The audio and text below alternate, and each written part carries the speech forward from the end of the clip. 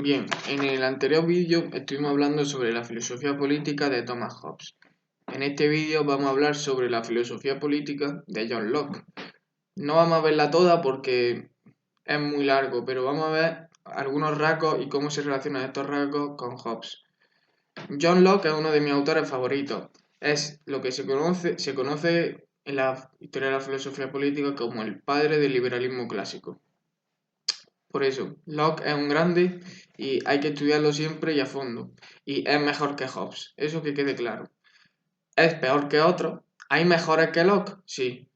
¿Locke es mejor que muchos? También. Así que bueno, vamos a empezar con Locke.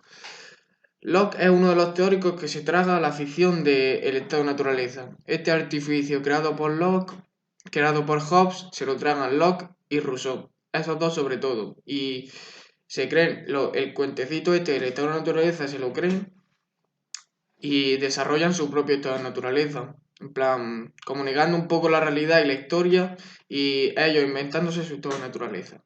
Para justificar luego el estado, claramente. Entonces, ¿qué es el estado de naturaleza? El estado de naturaleza es una época antigua donde no había estado. Y dentro de este estado de naturaleza donde no había estado, cada autor define una serie de características. Hobbes definió unas características, Locke definirá otras y Rousseau definirá otras diferentes. Entonces, ¿cuáles son las tres principales características del estado de naturaleza en Locke? Primera característica, es un estado, es un ámbito, un plano, como queramos llamarlo, donde hay libertad. La concepción de la libertad de Locke es la misma que Hobbes, es decir, libertad negativa entendida como ausencia de ecuación. Luego lo veremos más a fondo. Luego, la segunda idea, aquí sí coincide también con Hobbes, es la idea de igualdad. Es decir, todos los hombres y todas las personas son más o menos iguales de fuertes y más o menos iguales de inteligentes. Y la tercera idea, y aquí es donde se separa con Hobbes mucho, es que hay una existencia de ley natural. Esto quiere decir que hay una ley en el estado de naturaleza sin el Estado. Es muy importante y esto es una de las ideas más importantes de la historia del pensamiento filosófico y del derecho, es más del derecho, pero se puede relacionar mucho con la filosofía y es lo que se conoce como naturalismo clásico. Y esta ley natural, en Locke y en los naturalistas clásicos, casi todos, viene la ley natural de Dios. Y por ejemplo, los naturalistas modernos o contemporáneos rompen con esta idea de que venga de Dios, sino que dicen que es una ley natural que sirve para cualquier época, tiempo, lugar, momento y resuelve los conflictos de derechos sin contradicción alguna. Y es una ley creada por el ser humano, no viene de Dios.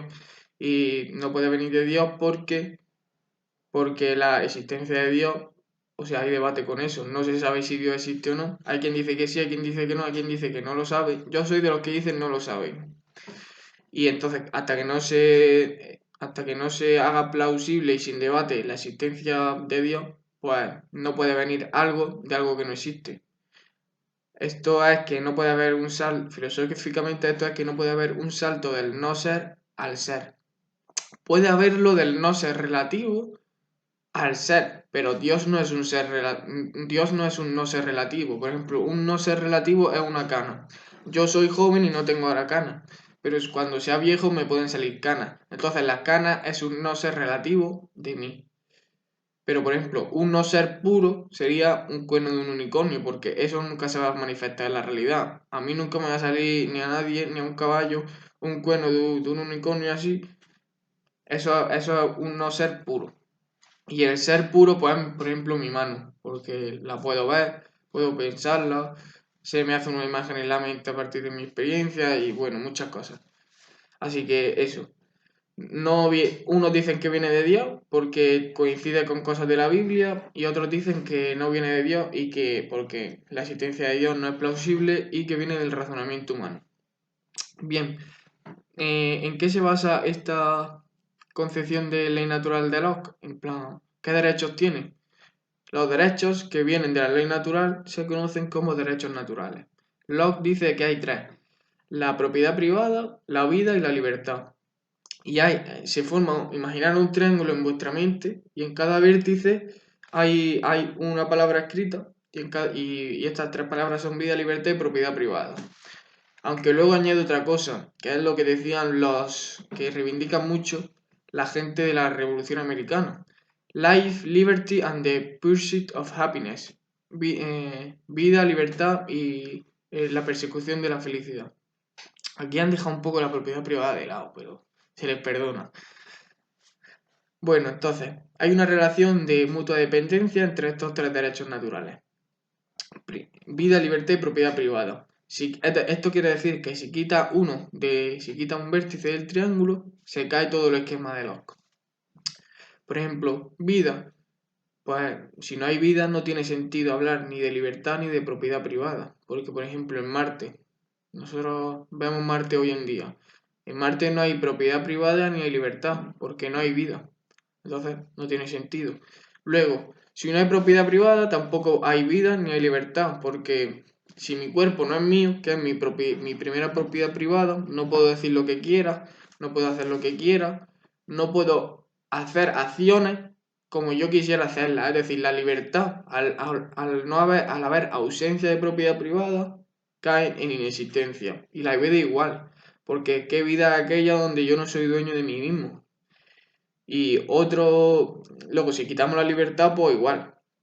Si no hay libertad, ¿de qué sirve la propiedad privada? O sea, yo tengo mi cuerpo, vale, tu cuerpo es tuyo, pero no te dejan hacer nada con él, o te dicen, solo puedes hacer con tu cuerpo lo que yo te diga.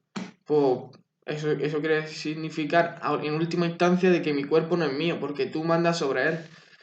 Y tampoco hay vida, porque ¿qué vida es aquella en la que yo no puedo seguir mi propio camino de vida? Así que estas son las tres cosas. Bueno, vamos a tratar ahora la concepción de libertad de Locke. Locke entiende la libertad en torno a la... A ver, Isaiah Berlin es un historiador liberal y él hizo una distinción canónica que se tiene en la historia de la filosofía entre libertad negativa y libertad positiva. La libertad negativa es ausencia de coacción. Es decir, que la que mejor expresó esto fue Ayn Rand, otra filósofa del siglo XX, muy anticomunista y es una grande. Muy enemiga también de la religión. Es una atea dura y eso. Pero, por ejemplo, ella dice que Kant es el peor filósofo del mundo, pero ella luego en otras cosas es muy kantiana. Por ejemplo, su concepción de derechos es extremadamente kantiana. Lo que pasa es que como ella es una aristotélica, pues se pelea mucho con Kant por el tema este de la realidad y la ontología, de que el mundo es real o no. Aristóteles sí, y Kant hay que verlo. En plan, fenomenología. O sea, no hay que decir sí y punto. Que tiene trasfondo el tema. Si eso en otro vídeo, podemos hablar. Y por eso ella dice que Kant es el peor filósofo. Aunque ella luego sea kantiana, sin darse cuenta. Es una cosa increíble. Entonces, Ayn Rand, para definir la libertad negativa, dijo: la cuestión no es quién va a dejarme, sino quién va a detenerme. Y con eso ya lo dejó claro. Es decir, si yo estoy en una puerta del supermercado y no te dejo a ti pasar, por X razón, da igual la que sea, estoy invadiendo tu libertad, es decir, te estoy coaccionando para que tú no puedas hacer lo que tú quieras, porque tú no estás y tú tienes esa legitimidad de hacer lo que tú quieras, siempre y cuando no invadas derechos de otros. Es decir, yo no tendría ilegitimidad alguna en hacer esa acción porque estoy invadiendo un derecho ajeno. Tú sí, porque tú vas a entrar al supermercado sin invadir ningún derecho ajeno. Así que ese conflicto de derechos se resuelve bastante fácil.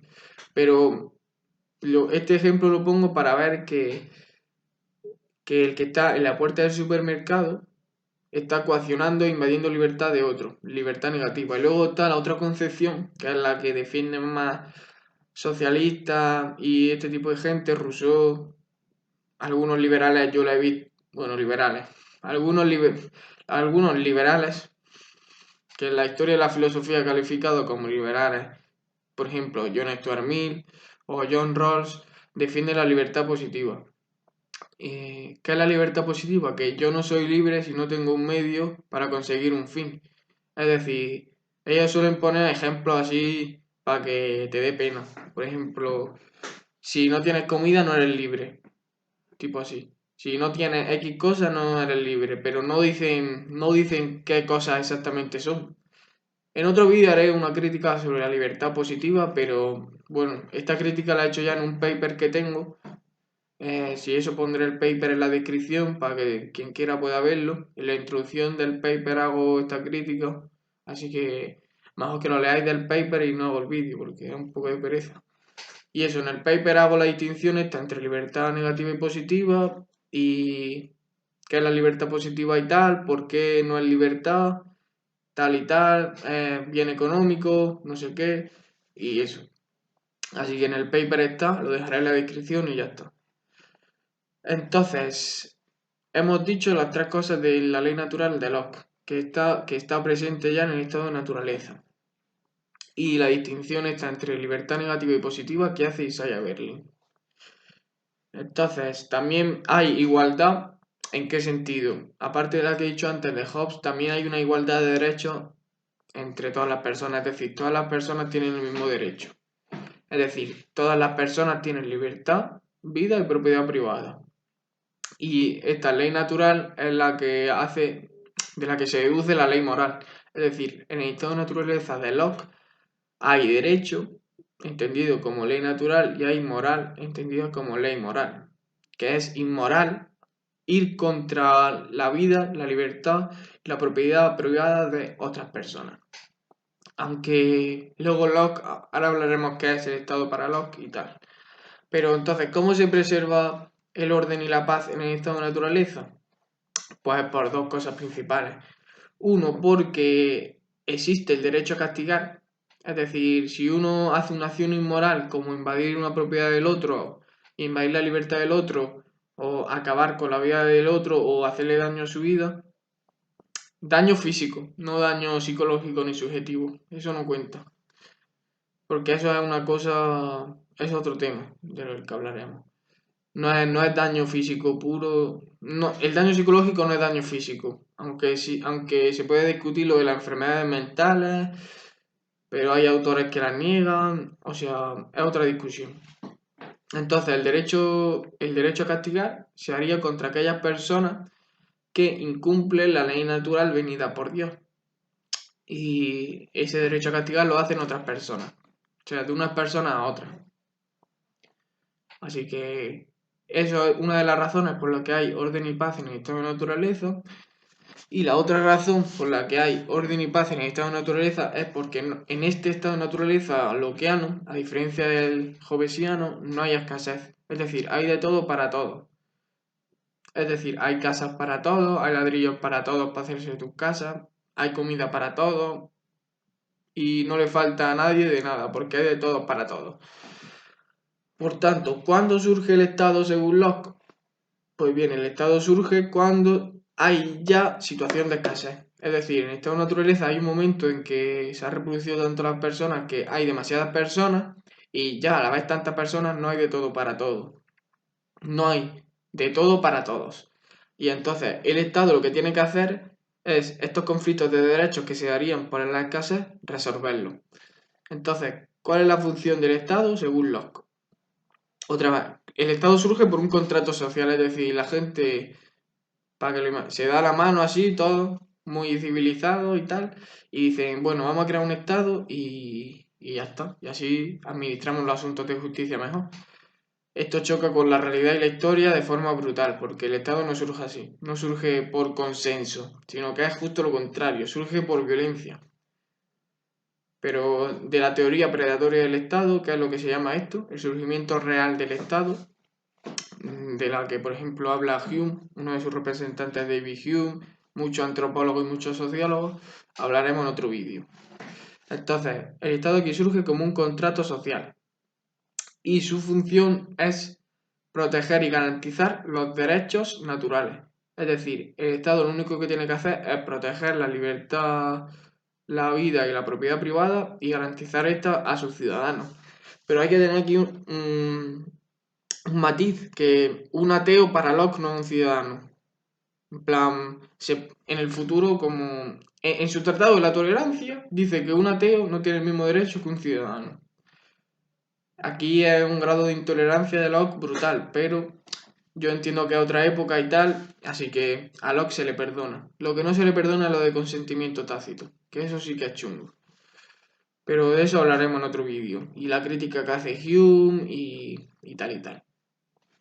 Por tanto, el Estado es esto y es un paso civilizatorio. Es decir, ahora que la civilización como que se ha estancado por la escasez, el Estado nos lleva a un paso de civilización más allá, que sería el de administración de la justicia. Es decir, la justicia la llevaría el Estado, pero basándose en la ley natural de Dios, es decir, en los derechos naturales. Y Locke no concibe que esto se pueda hacer de forma privada como históricamente se ha dado en otras épocas. Vamos, que a Locke, entre el Estado y naturaleza y lo de la justicia, la historia, como que es un tema que no le gustaría tocar mucho, porque vamos, si hubiera estudiado bien la historia, se hubiera dado cuenta de que se cae su teoría del contrato social y que lo de la justicia privada o pública, al menos en principio es discutible. Entonces estos funcionarios serían jueces y estos jueces que administran la justicia lo único que harían sería interpretar la ley natural en los diferentes conflictos de derechos que hubiesen.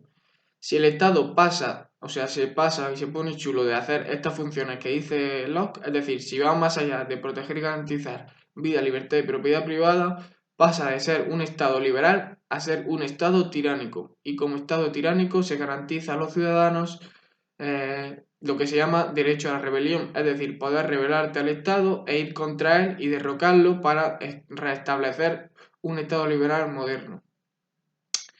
No dice no autoriza a que quite el Estado tiránico y ponga anarquía. Eso no te deja. Pero sí te deja para que ponga un Estado liberal moderno donde sí se respete esa ley natural. Porque dice que en el momento en el que el Estado pasa a hacer estas cosas, el Estado invade la ley natural y pasa a ser un ente inmoral. Como es inmoral, el derecho a castigar entra en funcionamiento y el derecho a rebelión, por tanto, es legítimo. Pero mientras el Estado sea liberal moderno y solo establezca las cosas y su función solo vaya a lo que ha dicho Locke, ese Estado sí es legítimo porque él cree que el Estado se ha establecido voluntariamente, cuando por definición el Estado es involuntario.